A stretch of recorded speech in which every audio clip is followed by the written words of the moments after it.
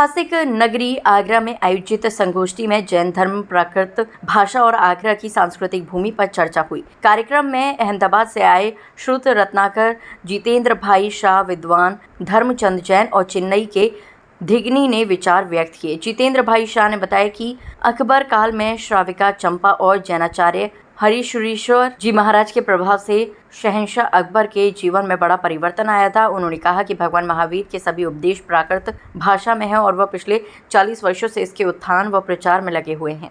कार्यक्रम में वक्ताओं ने प्राकृत भाषा और जैन आगमों की महत्ता पर प्रकाश डाला। साथ ही आगरा में जैन दर्शन साहित्य का संस्थान, समृद्ध पुस्तकालय और जैन म्यूजियम स्थापित करने की मांग उठाई, ताकि देश विदेश से आने वाले पर्यटक जैन दर्शन और सिद्धांतों से रूबरू हो सकें। जिसमें जैन धर्म ने जो प्रदान किया है भारत देश को, उसका एक म्यूजियम भी होना चाहिए, एक लाइब्रेरी अच्छी होनी चाहिए और जैन धर्म का जो मुख्य संदेश है अहिंसा, अपरिग्रह और अनेकांतवाद, उन पर भी उसमें अध्ययन और शोध कार्य होना चाहिए, जिससे आगरा के जनता को भी पता चले, क्योंकि आगरा की जनता को भी पता नहीं है कि जैन धर्म का क्या प्रदान रहा है। और दूसरी बात कि जैनों को भी ये पता चले कि आगरा में जैन धर्म का बहुत बड़ा काम हुआ है, साहित्य के क्षेत्र में, समाज के क्षेत्र में और राजकीय क्षेत्र में भी बहुत बड़ा प्रदान जैन धर्म ने किया है। तो यहाँ एक ऐसा राष्ट्रीय इंस्टीट्यूट की स्थापना होनी चाहिए, जिसमें मैंने जैसे कहा वो एक म्यूजियम होना चाहिए जैन धर्म के प्रदान के विषय में, बहुत बड़ी लाइब्रेरी होनी चाहिए, क्योंकि ये पर्यटन स्थल भी है, तो देश विदेश के लोग यहाँ आते हैं और एक ऐसा विश्व स्तरीय जैन धर्म का इंस्टीट्यूट हो और जिसमें इस प्रकार की सारी सामग्री उपलब्ध हो, तो बहुत बड़ा काम होगा और यहाँ से पूरे भारत को संदेश भी मिलेगा। यहाँ तक रही प्राकृत भाषा की बात, करीबन 2500-3000 वर्ष पुरानी प्राकृत भाषा, आपका संस्थान 25 वर्ष लगा। आपको कितनी सफलता मिली है कि प्राकृत भाषा की तरफ लोग मुड़ रहे हैं या सीखने का प्रयास कर रहे हैं? तो कैसे जोड़ेंगे आप उनको, आने वाली युवा पीढ़ी जो नहीं जानती प्राकृत भाषा को? क्या प्रयास आपके चल रहे हैं और सरकार का कितना सहयोग मिल रहा है? हम लोग पिछले 40 साल से, मतलब 4 दशक से प्राकृत भाषा का प्रचार प्रसार विकास के लिए कार्य कर रहे हैं। अलग अलग संस्थानों के द्वारा भी प्राकृत भाषा के विकास का कार्य हम लोग कर रहे हैं। इन वर्षों में हमने देखा कि धीरे धीरे प्राकृत भाषा के विषय में लोगों की रुचि बढ़ती जा रही है। आज के युवाओं को भी नई नई भाषा सीखने की रुचि है, लेकिन उन लोगों को ये पता नहीं था कि प्राकृत भी एक हमारी भाषा थी। हमारे विद्वानों ने कई बार कहा कि भारत देश की संस्कृति को, भारत देश के हृदय को जानना हो तो हमें संस्कृत, प्राकृत और पाली के ग्रंथों का अभ्यास करना चाहिए। हमारे प्राकृत भाषा आज से 2600 साल पहले जन भाषा रही, लोक भाषा थी। पूरे देश में प्राकृत भाषा का प्रचलन था, इसीलिए श्रमण भगवान महावीर ने अपने उपदेश की भाषा प्राकृत भाषा चुनी थी। उस समय में उनका विचरण मगध और मगध के अगल बगल के प्रदेशों में रहा था, इसलिए उस जमाने की जो प्राकृत भाषा है उनको अर्धमागधी भाषा कही जाती है। जैन धर्म के सारे आगम अर्धमागधी भाषा में मिलते हैं और प्राकृत भाषा के कुछ ऐसे ग्रंथ हैं जिसमें भारत की तत्कालीन संस्कृति, तत्कालीन रीति रिवाज, तत्कालीन इतिहास, उसका एकमात्र सोर्स कोई हो तो वो प्राकृत भाषा है। और जितने भी भारत देश के महान नाटक, जैसे कालिदास का अभिज्ञान शाकुंतल और अन्य जितने भी संस्कृत नाटक के रूप में जिनकी प्रसिद्धि है, उसमें भी प्राकृत भाषा का प्रचुर मात्रा में प्रयोग हुआ है। और हमारे एक विद्वान ने उस पर संशोधन करके ये कहा था कि भाई संस्कृत नाटकों में प्राकृत भाषा का प्रयोग करीब 60 से 70% हुआ है, जबकि संस्कृत भाषा उसमें 30 से 40% ही है। तो इस दृष्टि से भी हमें संस्कृत नाटकों को भी समझना हो तो प्राकृत भाषा को अच्छी तरह हम समझे तो संस्कृत नाटकों को हम अच्छी तरह समझ पाएंगे। इसलिए भी प्राकृत भाषा का अ, अ, मतलब अभ्यास आवश्यक है।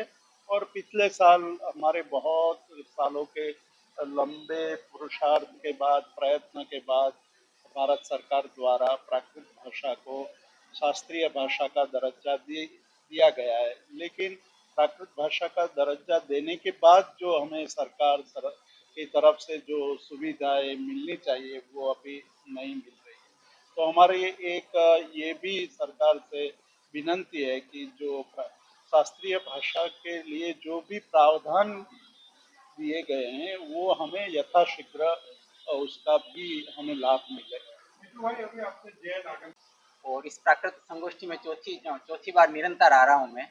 इसकी सबसे बड़ी उपलब्धि ये है कि प्राकृत भाषा भारतीय भाषाओं को जोड़ने वाली भाषा है और भारतीय भाषाओं में समरूपता को अगर ढूंढना हो तो प्राकृत के माध्यम से ढूंढा जा सकता है। भारतीय भाषाओं के इतिहास को जानना हो तो प्राकृत के माध्यम से जाना जा सकता है।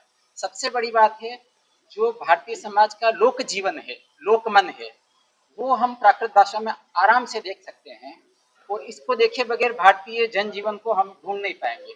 एक और सबसे बड़ी बात है, दक्षिण भारतीय भाषाओं को हिंदी से जोड़ा जा सकता नहीं जा सकता है, ये बात बार बार आती है। लेकिन प्राकृत के माध्यम से हम यह दक्षिण भारतीय जो भाषाएं हैं, तमिल, मलयालम, तेलुगु और कन्नड़, इनको भी जोड़ा जा सकता है हिंदी से। तो प्राकृत की सबसे बड़ी बात है कि भाषा ही एकता की ओर बढ़ाती है।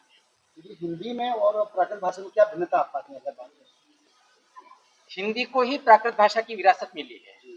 तो हिंदी को लोग प्राय ये कहते हैं संस्कृत की बेटी है या संस्कृत सुता है, लेकिन हिंदी संस्कृत और प्राकृत दोनों की बेटी है। और हिंदी को जानने के लिए, हिंदी को सरलीकरण में प्राकृत का बहुत बड़ा योगदान है। जी, तो आज आप मानते हैं कि हिंदी कहीं ना कहीं विकृत हो गई है? नहीं, हिंदी बह रही है। जैसे प्राकृत बहती हुई नदी है, उसी तरह से हिंदी बहती हुई नदी है और विकास कर रही है अपना। हम भारतीय भाषाओं के शब्दों को लें या प्राकृत के शब्दों को लें तो हिंदी ज़्यादा समृद्ध हो सकती है। और प्राकृत को सीखने के लिए हम विदेशी भाषाएं सीखते हैं लोग, अरे हमारी अपनी भाषाएं सीखें। तो प्राकृत को सीखने से हम सबसे बड़ी बात आम आदमी की भाषा रही, जो साधारण मजदूर बोलता था, नौकर बोलता था, महिला बोलती थी, उनके प्रति जो भाव था। संस्कृत वालों को थोड़ा अहंकार था, जैसे आजकल अंग्रेजी वालों का अहंकार होता है कि हम थोड़े ज्यादा होशियार हैं। उस समय अहंकार था, तो भगवान महावीर ने देखा कि ये तो नहीं चलेगा, आम आदमी का कल्याण होना चाहिए।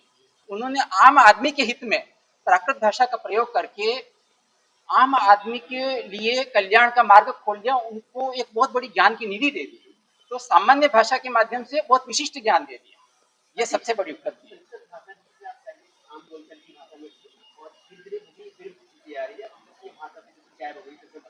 क्या आपको लगता है कि प्राकृत भाषा और संस्कृत भाषा का जिस तरह विचार हो रहा है, क्या लोग आम आदमी को अपना पाएगा या उसको कोई सीखने की कोशिश करेगा? इसलिए क्या प्रयास किया जा रहा है? हम नहीं सोचते हैं कि कोई जन भाषा बन जाएगी, लेकिन इन भाषाओं में जो साहित्य है और आज जो हिंदी में जो सारा साहित्य है, ये इन दोनों भाषाओं की ये संतति है, उसी से बनी हुई है। या भारतीय भाषा इन दोनों भाषाओं का बहुत ऋणी है, सारी भारतीय भाषा है। उनको सीखने से हम भाषाई एकता की ओर बढ़ेंगे और भारतीय संस्कृति के बारे में अधिक से अधिक जान सकेंगे।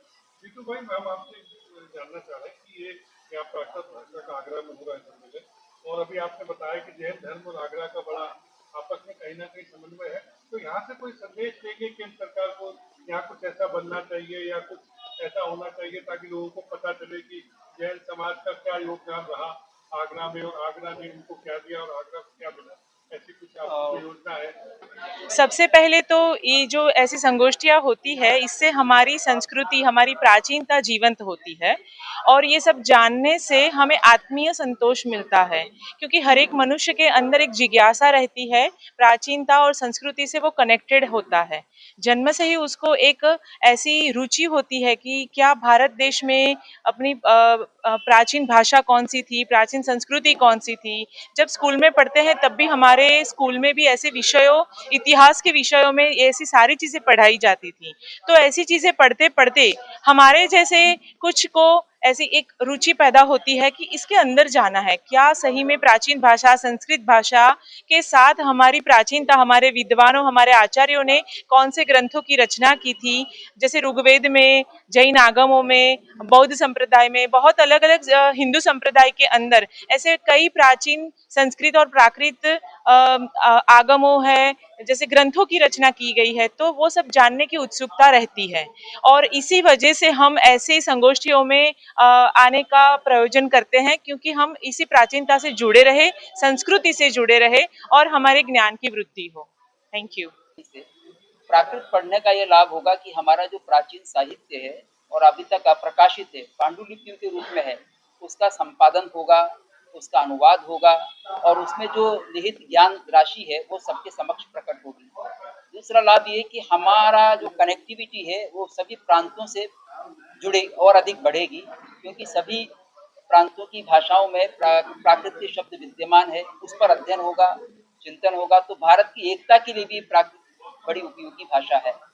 और प्राकृत को पढ़ करके हम प्राचीन संस्कृति को, प्राचीन इतिहास को और प्राचीन जो हमारे मूल्य हैं उन मूल्यों को जान सकेंगे, वो प्रकाश में आ सकेंगे और इसी से हमारा जीवन शैली भी बदल सकते हैं। हम हमारे जीवन को नई दिशा मिल सकती है कि हम किस प्रकार से जिए, हमारा स्वास्थ्य कैसे हम ठीक रख सकते हैं, उसके भी सूत्र। आयुर्वेद के ग्रंथ भी प्राकृत भाषा में है, गणित के ग्रंथ भी प्राकृत भाषा में है, ज्योतिष के ग्रंथ प्राकृत भाषा में, अनेक विद्याओं के ग्रंथ जिस प्रकार संस्कृत में वैसे प्राकृत भाषा में विद्यमान है।